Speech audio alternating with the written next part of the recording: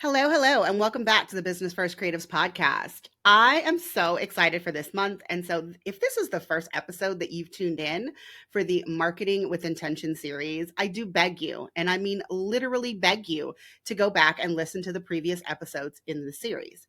But today I am interviewing Felly, who is a content repurposing strategist, and she owns an agency that will do it for you. Okay, I know that I'm messing up her intro, but it's all good. I have talked a lot on this podcast about the importance of content repurposing. And so I am very excited to have this conversation with an actual expert because I think we all know that I do it by the seat of my pants and what gets done gets done. So I'm very excited for this episode.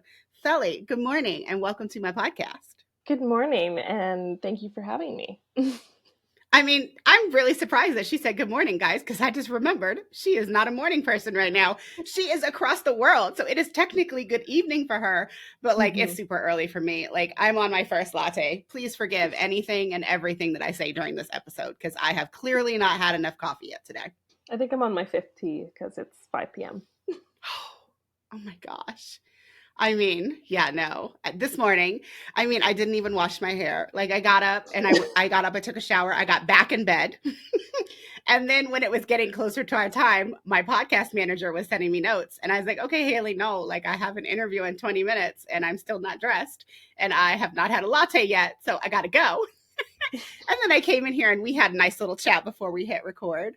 But Felly, to kick this off, I want you to tell me why content repurposing is important to you and why you think that every entrepreneur should have some kind of content repurposing strategy inside of their business.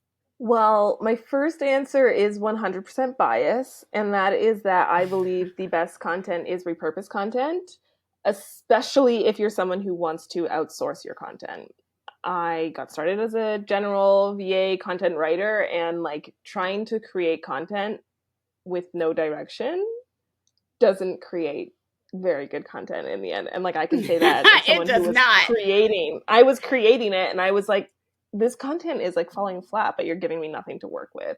And so that's where I started asking more and more, or even just doing it myself of going through people's content to create more content, because I was like, if you want it to sound like you, I need to know how you sound. But I think we all have the way we like to create content, whether that's creating a podcast, filming TikToks, writing emails, right? We all have that way we enjoy creating content, or I hope you do. But everybody consumes content differently. And so I think it's important that if you have a podcast, you also have something written, or if you like to go live or like to create short form videos, that you also have some way for people to consume audio or to consume long form, short form, different ways of content being put out there so that your audience can consume your content in the way that they digest the content. Yes. We don't market for ourselves. And I feel like if people take nothing else away from this series, because multiple people in previous episodes have said this, guys, you are marketing for your clients and your ideal clients and your audience. You are not marketing for yourself. And so I think if you take the same approach with your content repurposing, if you think about creating the content for the people who are consuming it, and not just in the way that you like to create it, it is going to reach more of your ideal clients, which, it puts more dollars in your pocket. And I feel like everybody who has a business should be about putting more dollars in their pocket. Very true. It's a good goal. And I was really interested when I got your email about being on the podcast, because I would say it was 3 years ago, maybe 2 years ago. I actually had an agency. I can't even remember where I found them. I found them online somewhere, but they were taking episodes that I had done on other people's podcasts. They were taking my presentations that I was doing in, people's masterminds and things like that. And they were taking that long form content and repurposing it into short form videos and also quote cards. And I worked with them for 18 months and then they closed. And when people ask me about my content repurposing strategy, I'm like, well, I had someone doing it for me before. I was like, and I mean, I learned how to do it from them. I'm getting by now. But when people ask me for referrals of like, okay, but like, I really liked when you did this, I'm like, I'm sorry, the people that I used to pay no longer exist. And I don't know of anyone who does this kind of content repurposing strategy. Because I feel like when it comes to hiring somebody to help you with your marketing, the one thing that I have found is that everybody has their niche. Like everybody has the specialty, and it's really hard to find someone who's creating the content for you to go everywhere versus Mm. just helping you with your podcasting strategy or just helping you with your blogging strategy. So Felly, I mean, your name is probably going to drop out of my mouth a lot now, which is good. It's exciting. I like to see that people are actually doing this because I got a lot of no, let's use ROI. Let's use a fancy word. I got a very high return on investment when I was investing in content repurposing in that way. And it left me free to get more clients and not have to spend so much time on my marketing. Yeah, I hear you because I mean, if you're someone, I know you're not big on social media. I know that your podcast is probably the main way that you're creating content or guesting in people's communities, on summits, whatever it is, like presentations more. And so those are not necessarily always front facing content, right? Because it's like people in the summit can find you, people in the community can find you, but you're going into someone else's community versus like having your own space that people come to then find you. Where like your podcast is like that, but unless you're great with podcast SEO, it's again like people have to find the podcast first. And so having those repurposed content from something that's more of like an education nurture platform versus like a lead generation platform, having someone who's able to take that podcast, take those presentations and turn them into lead gen content for Pinterest, for blogs, for threads, for short form videos on different platforms, right? Like that goes so far in your marketing strategy, which is where I think content repurposing will always have a place in somebody's marketing strategy, no matter how long they've been in business. Yes.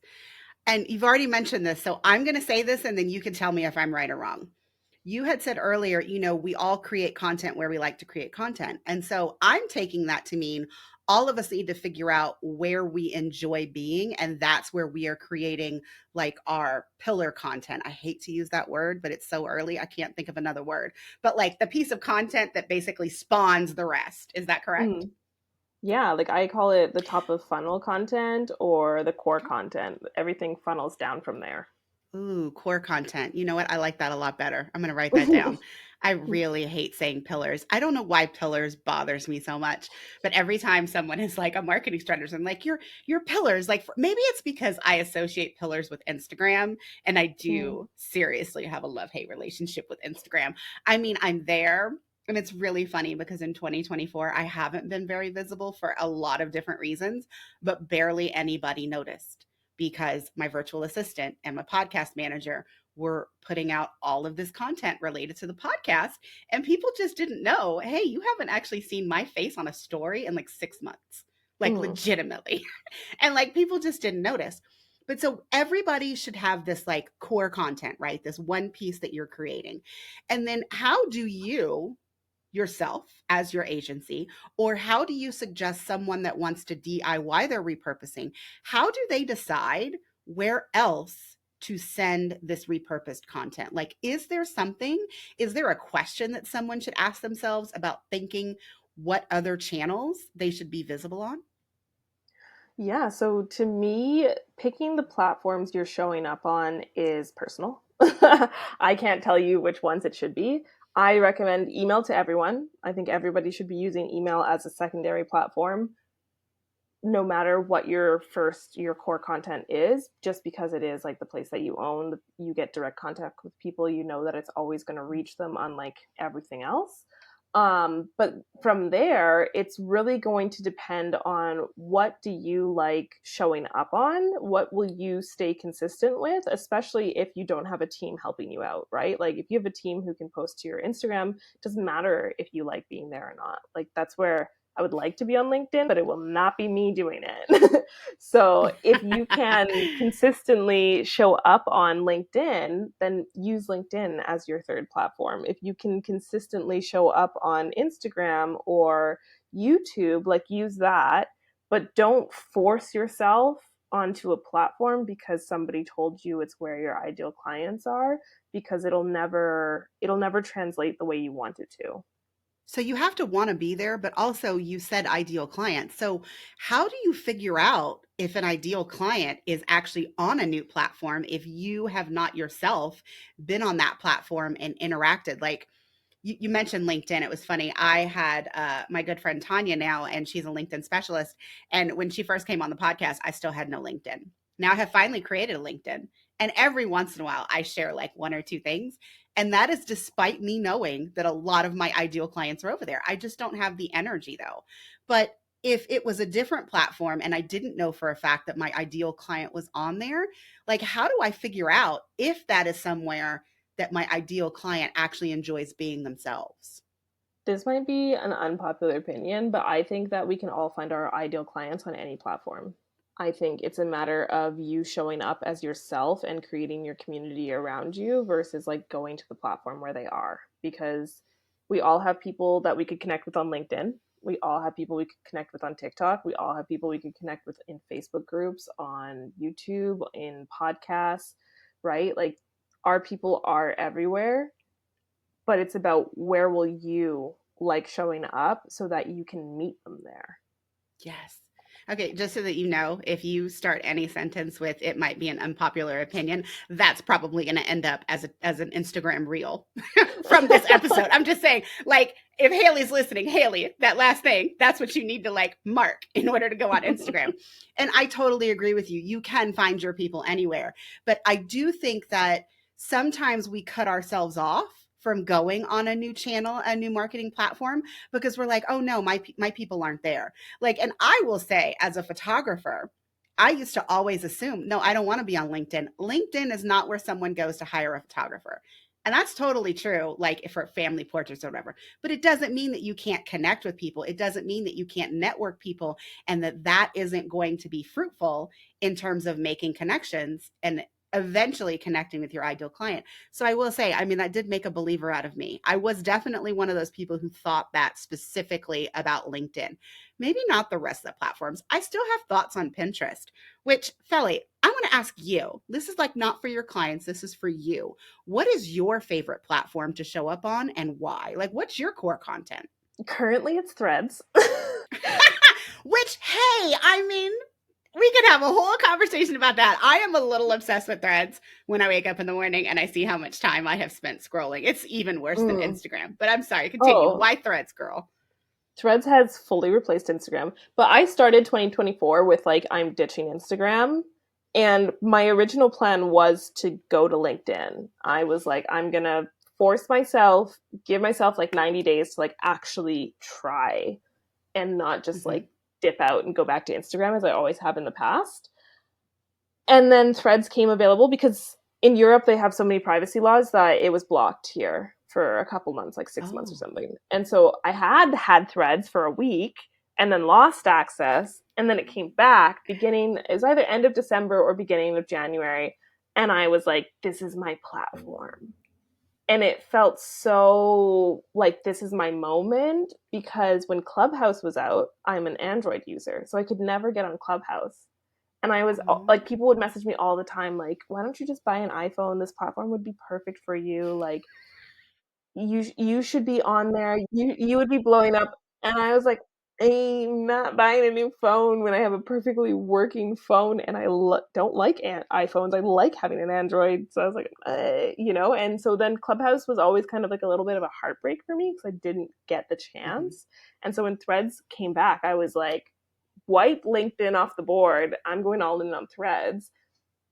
And then within 1 month on Threads, I think I had like 10 inquiries and a couple sales. And I was like, this is it. This is my place. This is I my found it. place. I will say in the past, I have had like email be my favorite content. I've had Instagram be my favorite content, and I've had podcasting be my favorite content. But now that I'm like into threads and have my strategy, my system, my whatever in place for that platform, all my content is repurposed from there. Like my podcast episodes now are fully repurposed from threads that I put up and like saw people react to, and then I repurpose them Mhm. and like use it as a podcast script. So that's where I'm at right now. I mean, it's amazing. And one of the things that I was going to say was I feel like the thing that I love about Threads is actually more about my personality as a human being and not really as a business, because I feel like it is so uncurated over on Threads. Hmm. And I love getting people's unpopular opinions. I love unsolicited advice. Like those are like my buzzwords. That is what I thrive on. And I feel like that's all Threads is. It's like someone woke up this morning and felt spicy and they posted some shit just to see how people would react. Like that's how I read half of Threads. You too? Yeah, and I mean, like, sometimes I think they're fully clickbaity. You know, there was one that was like, people need to stop saying like biz, like written BIZ, and I was like, how is this I saw insulting? that Like, one. how are we offended by this? It's really no big deal. But other times it's like actually good, you know? And I feel like I can be surprised by my own content, like what people like respond to, but what I like is I get new people, I get new faces, and Instagram hasn't done that for years. Yes. I mean, again, I am really Instagram down. I mean, the last time that I actually posted something like for me and not really just for the podcast, I think it was December of 2023. I mean, it's been a really long time. And while I will never fully let Instagram go, it is definitely not in my top 3 places of things places that I like to be. Like it's just not anymore. So for me, like my podcast is my number 1, but I've even let that slide in that I used to have 2 episodes every week. One where it was me kind of giving unsolicited advice. And then the other one is like guest episodes. And as my health was kind of bad in 2024, I haven't done any solo episodes. Now they are coming back soon. So if you're listening, by the time you hear this, there should have been some solo episodes that dropped last month. So that shouldn't be the case by the time this airs. But I do feel like even when you like being on a platform, sometimes you need a reminder of like what your content strategy is. And I feel like for the last 6 months, I've kind of ran on autopilot, and it wasn't autopilot in a good way. It was, hey, Hmm. I want to have this conversation with this person. And like there has been absolutely no business strategy for myself behind it other than to highlight my guests, which is not why I created my podcast, or at least that wasn't the sole reason that I created my podcast. So I do feel like I need a little bit of a reset, which I should have had by the time this airs, on refocusing like my business strategy and my content strategy. But so you are in love with Threads. You are taking all of your content from Threads and you are repurposing it onto your podcast, into your emails. Is there anything that you see, like what's the number one mistake that you see people make in terms of DIYing their content strategy that pushes them to look to hire it out, that pushes them to outsource it? I feel like this is like 50-50. Either they get Okay. a VA to do it, the VA doesn't have content creation experience or like a strong skill in content creation. And so then they don't like the content, it doesn't sound like them, it doesn't perform.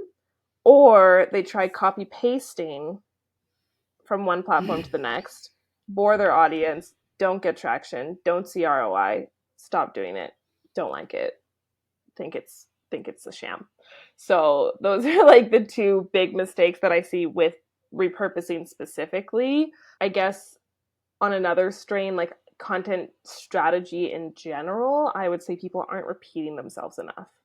And that's where like Mm-hmm. it's another like repurposing thing. Like it's really important to repeat yourself in your content because your audience needs to hear the same thing over and over again. And like we were saying, with consuming different ways, digesting different ways, if you say it once on your podcast but you never wrote it in an email, it's not enough, right? Like you need to say it 10 times on your podcast, you need to repeat it again on your email, you need to use a different analogy a second time, you need to use a third story, right? So it's like Mm-hmm.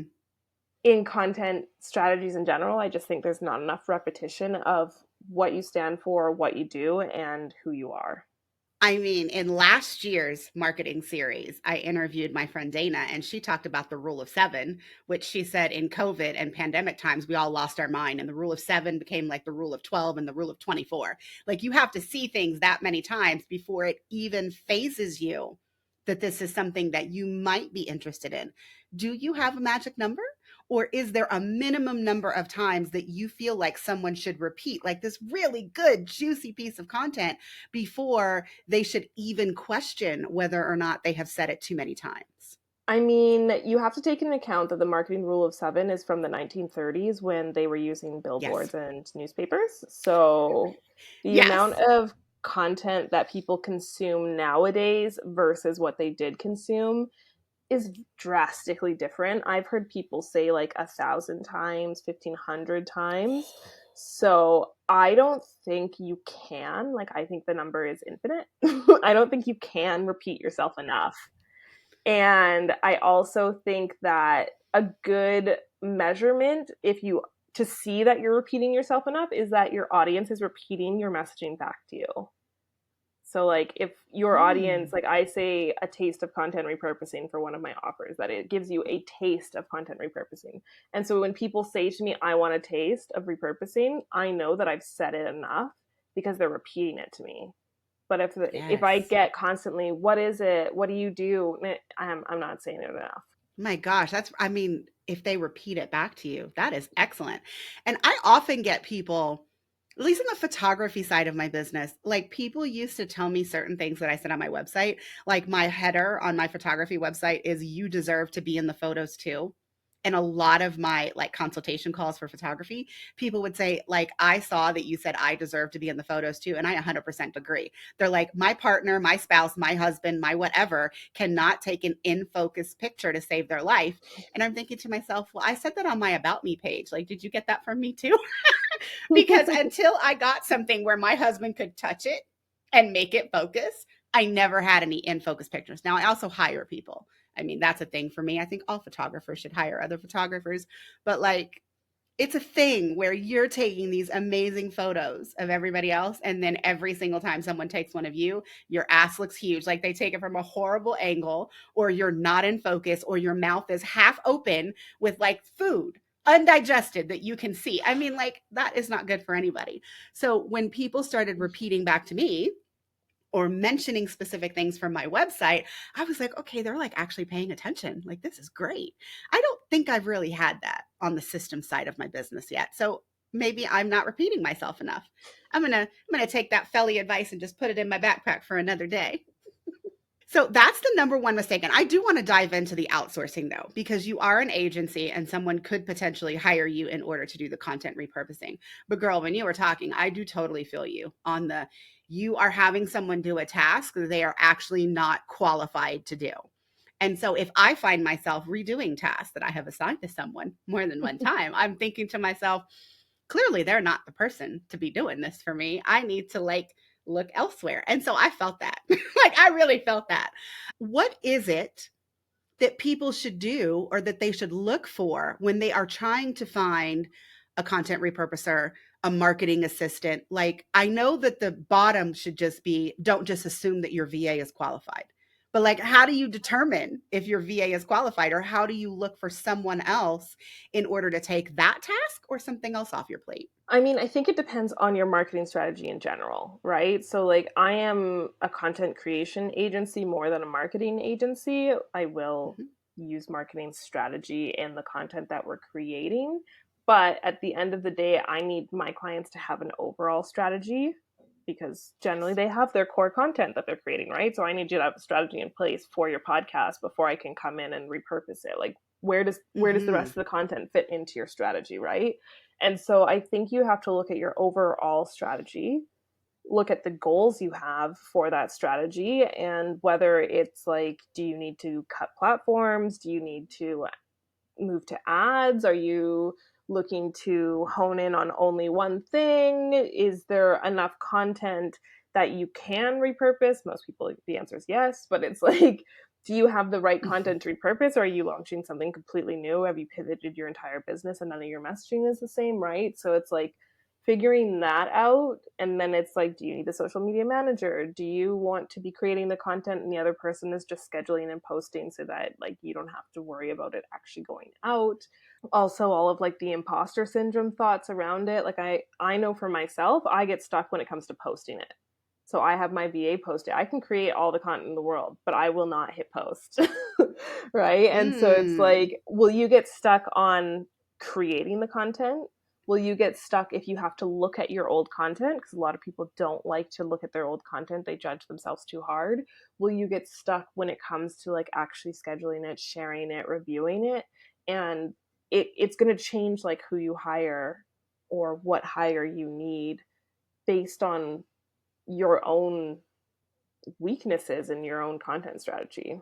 Felly, you just brought, my professor brain is coming out. I really wish I had a whiteboard so I could draw some Venn diagrams. But like what you just said is so true because earlier in this series, I chatted with a specialist who talked about creating that overall marketing strategy that you are saying is like required in order Mm-hmm. to look for someone to do your content repurposing. And so I think that we have like the overall marketing strategy, and then we have like the specific marketing channel strategies. And then you've got your content repurposer who actually has like some level of expertise in those other things, but they're not going to create that for you. Like they Mm-hmm. know how to use the strategy that you bring to them, but like they're not going to sit down and make your marketing strategy. You do have to bring that in your backpack when you come with all of your old content for them to repurpose. So I just felt like that was something that we should highlight because then again, it could be that you are hiring for the wrong reason if you come to someone like you and you've never had a marketing strategy and you're like, well, here's my content. And you're like, okay, but what's your core messaging? Like, you've got all these different pieces, and I literally can't see how they are related. So help me out. And they're like, oh no, I've never done marketing strategy. And you're like, well, that was back there. Let's go back there Mm-hmm. and get that and then come back. Is that what you say? Or do you have like marketing strategy people in your pocket that you refer them to? I have it in my onboarding. Like, you need to be the visionary of your business. I can create all the content in the world, but if you're not the driving force, like, it won't go anywhere. And I'm pretty quick to point out with people when I get on calls if they're not there, because I'll tell anyone, like, if you can't give me your elevator pitch right now without having to stop and think about it, like, your messaging's not there for me to repurpose. Because I don't care how old your content is. I don't care if you changed offers, if you've changed directions. I can repurpose it as long as you know your messaging. And I think so many people don't have that in place. And that's also what gets in the way of their marketing strategy is they don't know who they're talking to. They don't know what they're selling. They don't know what they want. Right. And so it's like, these are things that you need to know before you can be like, I want all this content. And like, a lot of people jump the gun and they're like, I need more content. I'm not posting consistently enough. I'm not getting enough views. I'm not getting enough like inquiries. And I'm just like, yeah, but you're not talking about anything in your content. Like, do you know what you even want to say? I feel like I'm one of those people from like, I don't know. I felt like my 13-year-old when I said that. I mean, she's been giving me all kind of attitude recently, but like totally, I feel like now I should make Chloe like make me some kind of reel so that I can post that or send that when I want to see that because that would be awesome. But okay, so people have to come to you with like the marketing strategy and the messaging, like what it is at a core, their elevator pitch, and then what it is that they want to actually say to their audience. Is there anything else that someone absolutely 100% needs to have in place before they move forward into content repurposing? I mean, they need to have existing content. You can't be a brand new business owner.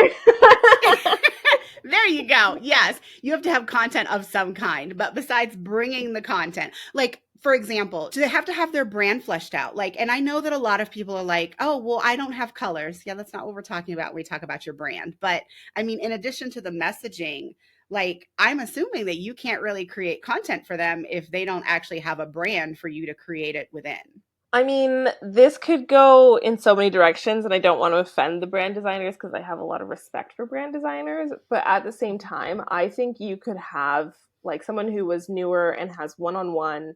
I think you could have a solid one on one offer, know your messaging, know your ideal client, and your brand is still being developed. and like we Okay. could still create content, right? Like I have a career coach that I've been doing like b-roll packages, so we only create b-roll content out of short Mhm. form videos out of her b-roll. And she is, I want to say she's at a year in business, and she actually has just hired someone to help her develop a brand.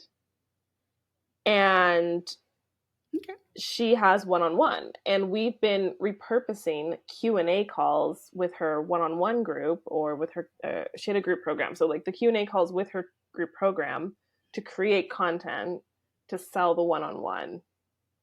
And it's like her brand is definitely being overhauled right now. Like, I know beyond just the colors, but like all of it in general, her wording and stuff is Mhm. changing a little bit, but we've still been able to repurpose and create like good content without her having a fully formed brand, because it's in its like evolution. No, I mean, Philly, that's so good because I feel like a lot of people when they come to me to work for systems, people put roadblocks up that don't really need to exist. Like the thing that Mm-hmm. people always tell me is, "Well, no, I don't know, I don't have my systems done. Like I don't know what I want them to do." Okay, but that's why you come to me. Like I help you do that. So like that's a roadblock that people put in place, and I'm just imagining that a roadblock that people put in place for the content repurposing is, "Oh, but I don't have a fully formed brand. Like I need that first before I can start creating content in order to market my business," which you just said is bullshit. I mean, you didn't say it in that way. I felt like you were a little kind. I mean, but you know, it's all good. You don't have to be spicy 24/7, but if you want to I get never spicy, know if I can swear, so. oh my God. You know what? I feel like there should be like a little blooper that comes on the screen every time I say a cuss word so that I know how many. Because I mean, Felly, you laugh. I mean, people say that to me and I look at them and I'm like, have you ever heard an episode of my podcast? And then I think to myself, no, there are a few episodes where I did not cuss. And that was because I was interviewing people that I knew for a fact would be offended, or if they shared it with their audience would be offended. And so you know, it's not like I'm going to change my personality, but I definitely made sure that all the cuss words that were coming to my brain just stayed in my brain and they didn't actually come out of my mouth. But, anyways, yes, you are totally, totally able to cuss on this podcast. I think that for the content repurposing, like if you wanted to give somebody a tip, because I think we've talked a lot about the roadblocks and the mistakes and what you have to have in place. But like if someone was like, I think I need content repurposing, where do I start? Like, what are a tip or a few? Because sometimes I say, give me a tip, and people are like, well, I have three. And I'm like, okay, you can always give me more. But like, what tips do you have for someone who wants to start in the content repurposing journey? And we are going to end this talking about your private podcast. I love that you said that, because that's exactly what I was going to talk about. Exactly. So I have a private podcast, and I walk you through my framework, which is what I take clients through when we do the remix. The remix is the taste of content repurposing. You send us 10 links, we send you 100 custom content ideas. So the framework is content, platforms, intentions, angles. It's CPIA, because I'm uncreative and cannot make an Mm-hmm. acronym. Choosing the right content to repurpose. Not all content should be repurposed. Choosing the platforms you want to show up on. You don't need to be on every single platform. It's a total energy suck. Pick the platforms that make the most sense and go from there. Picking the intentions you have for the content on each platform. Different platforms serve different purposes. A podcast tends to not be a lead generation platform. It's not usually the first place someone finds you. A email list also, maybe, unless they come through a welcome sequence, a lead magnet, it's not the first place someone finds you. It's generally a secondary platform, right? So you want to write content Mm-hmm. that speaks to people that have already seen you somewhere else, or once or twice, right? Like they're not brand new to you people, and you speak to them differently than if you're creating a reel and it's going to like people who have never seen you before. And the last one is angles. And this is where like you're going to need to go to the private podcast, or like scroll through my Instagram to find like old posts where I talked about this, because angles is what I think Mm-hmm. makes my agency different than everyone else who offers content repurposing, but it's also the way that you're going to never repeat yourself when you repurpose, because it's putting a filter over the original piece of content to change the context of it. right? So if you're creating a reel for Instagram and the intention is to generate new leads, and you're using a podcast episode where you were talking about how to sign clients as a brand photographer or something like that, on Instagram, you're going to go for the angle of inspiration or the angle of a case study or the angle of a limiting belief someone has about signing clients, right? And so you change the context while still talking about the same thing. So you're repeating, like, signing clients as a brand photographer. You're repeating that message, but you're talking about it from helping someone do it, from how they can do it, to why they're not doing it, or what's getting in the way of you doing it, what's a thought you Mm-hmm. have that's stopping you from doing it, right? And like changing that angle every single time, it changes the piece of content. And so then you can make reels out of it, you can make carousels out of it, you can make emails out of it, and you're making different content that all generally talks about the same thing but hits so many different angles that your audience is going to digest every single piece, and they're going to walk away knowing, like, this person without a doubt can help me sign clients as a brand photographer, because you've hit so many angles in their brain, so many questions, so many objections or thoughts they didn't even know they had. But yeah, that's my tips. If you want to DIY your repurposing, go through the CPIA framework, go through the private podcast, and you won't have any questions left. Yeah. Okay. So, first of all, we're going to have all of those things in the show notes. We are going to have your private podcast, but also you did a recent episode where you talked about A. And I laughed at you because when you opened the podcast episode, you were like, and just so that you know, I'm unprofessional and I don't do this in the order that it's supposed to come. So, guys, Felly's podcast is Unprofessional Entrepreneur. So, you guys know that I am now binging it, if for no other reason than I love that fucking name.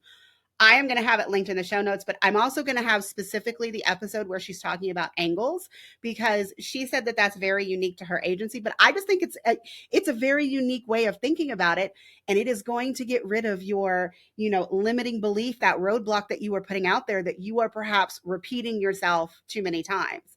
And if you're saying the same thing over and over again, maybe you are, but it doesn't mean that you can't use that exact same message with a different angle and make it a new piece of content or a new type of message.